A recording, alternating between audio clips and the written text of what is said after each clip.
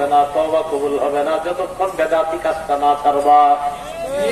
قال رسول الله صلى الله عليه وسلم إن الله حجب التوبة عن كل صاحب بدعة حتى يدع بدعته।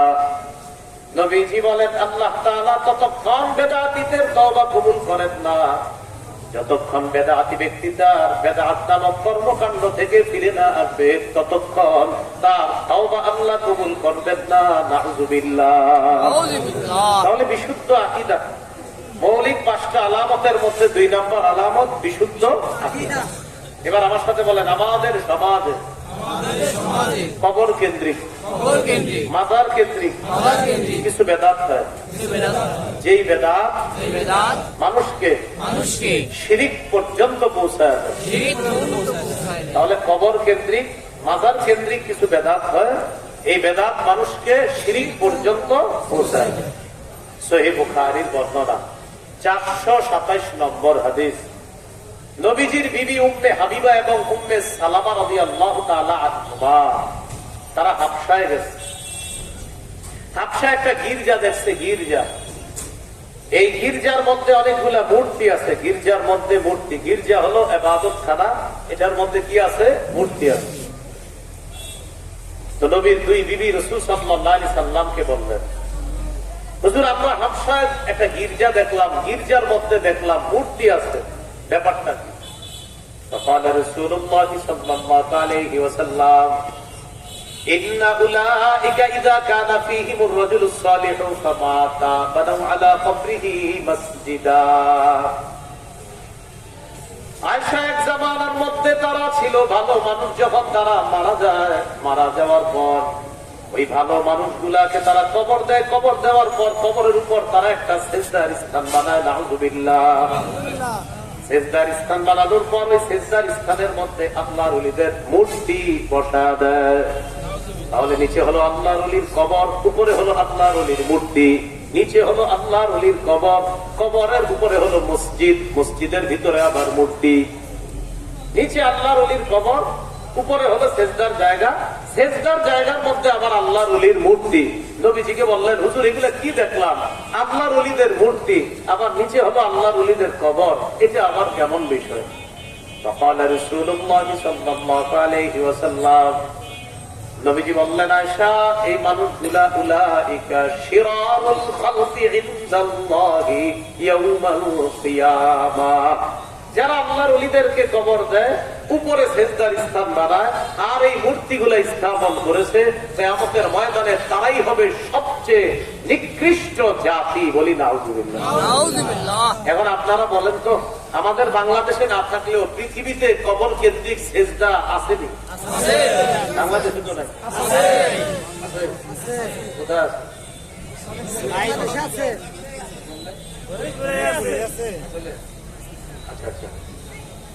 কি বললেন? রাসূল সাল্লাল্লাহু আলাইহি ওয়াসাল্লাম বললেন, আল্লাহর ওলিদের কবরকে কেন্দ্র করে সিজদার স্থান বানায় যারা, এরা সবচেয়ে নিকৃষ্ট জাতি হবে। তা আমি জিজ্ঞাসা করলাম, আমি তো বললাম বাংলাদেশে মনে হয় নাই, আপনারা বললেন আছে। বলতে বলতে তাও এলাকারও নাম বলে দেন, তার মানে আছে।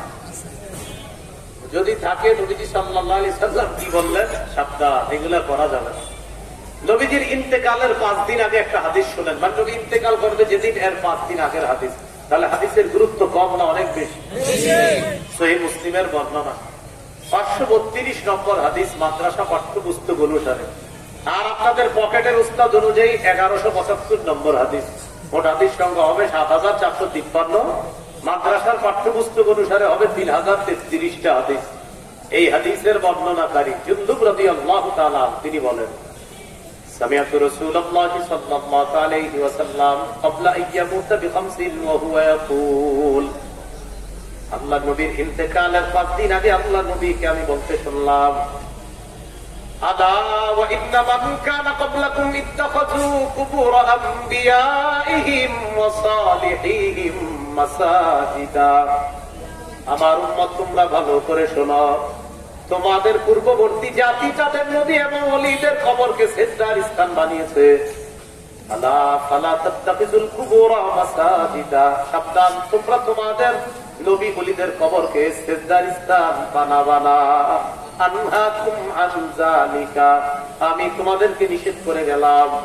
বলেন তো আল্লাহর ওলিদের কবরকে কেন্দ্র করে সিজদার স্থান বানানোর নিষেধাজ্ঞা নবী ইন্তেকালের কয়েকদিন আগে করলেন। সাবধান, এগুলা তোমরা করবা না। এখন আমরা শিরিকের বিরুদ্ধে, বেদাতের বিরুদ্ধে ওয়াজ করলে আমাদের বিরুদ্ধে স্লোগান দেয় আল্লাহর ওলির দুশমনেরা হুঁশিয়ার সাবধান। আমরা কি আল্লাহর ওলির বিরুদ্ধে বলছি না শিরিকের? স্লোগান এমন হতে হবে, শিরিকের দুশমনেরা হুঁশিয়ার সাবধান, বেদাতের দুশমনেরা হুঁশিয়ার সাবধান। তাহলে আপনারা বলে দিবেন হ্যাঁ এবার ঠিক আছে, স্লোগান এটা দেন। আমরা বলি শিরিকের বিরুদ্ধে, গাঞ্জাখোরেরা স্লোগান করে হয় আল্লাহর ওলির দুশমনেরা।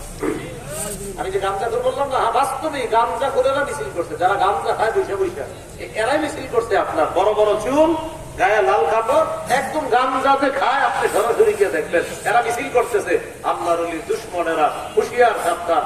আমরা কোন অলির দুশমন না, অলির কবরকে কেন্দ্র করে যদি সিজদা করা হয়, আগেও ছিলাম এই শিরিকের বিরুদ্ধে, এখনো আছি, রক্ত শেষ বিন্দু থাকা পর্যন্ত শিরিকের বিরুদ্ধে মুসলমানের অবস্থান থাকতেই হবে। বলে আমরা কি শিরিকের দুশমন, অলির দুশমন না শিরিকের দুশমন? বানাইলো কি অলির দুশমন। শাহজালাল রহমতুল্লাহ আলাইহি, তাকে আমাদের চেয়ে বেশি ভালোবাসে এই যারা গাঁজা টানে। বলে শাহজালাল রহমতুল্লাহ আলাইহি যদি আইসা দেখতো যে এর ভক্তরা কি করে, সবার আগে তিনি তাদেরকে পিটাইতেন। আমি আইলাম কুফর শিরিক দূর করার জন্য, আর তোমরা আমার কেন্দ্র করে কুফর শিরিক করো। এই হলো হালাত আপনার। তাহলে বুঝতে হবে বিষয়টা। আগে বাংলাটা বুঝেন, আমরা আল্লাহর ওলিদের দুশমন, তাদের কবরের দুশমন। কবরকে কেন্দ্র করে শিরিক হলে বেদাত হলে দুশমন, গাজার আসর হইলে দুশমন, মেলা মশাইলে দুশমন। এই বিষয়টা স্পষ্ট হতো। সহিহ বুখারীর বর্ণনা 435 নম্বর হাদিস। এই হাদিসটা কখনের হাদিস আপনারা একটু গুরুত্ব দেন। নবীর প্রাণটা বের হওয়ার ঠিক আগের হাদিস, মানে প্রাণ বের হবে এই মুহূর্তে হাদিস। নবীজির প্রাণটা বের হবে ওই মুহূর্তের হাদিস। সহিহ বুখারীর 435 নম্বর হাদিস। এই হাদিসের মধ্যে লাম্মা নুজিলা বিরাসূলিল্লাহি সাল্লাল্লাহু আলাইহি ওয়াসাল্লাম, আল্লাহ নবীর যেদিন মুমূর্ষ অবস্থা হয়, সোমবার দিন আল্লাহ নবীর মুমূর্ষ অবস্থা হয়ে গেল, আল্লাহ নবী বিদায় নিবেন। আল্লাহ নবী একটা কাপড় দিয়ে তার চেহারা মুবারক ঢাকলেন, এইভাবে কাপড় দিয়ে ঢাকলেন। নবীর প্রাণটা যখন বের হবে, কাশাফাহা, আল্লাহ নবীর চেহারা মুবারক থেকে কাপড়টা সরাইলেন।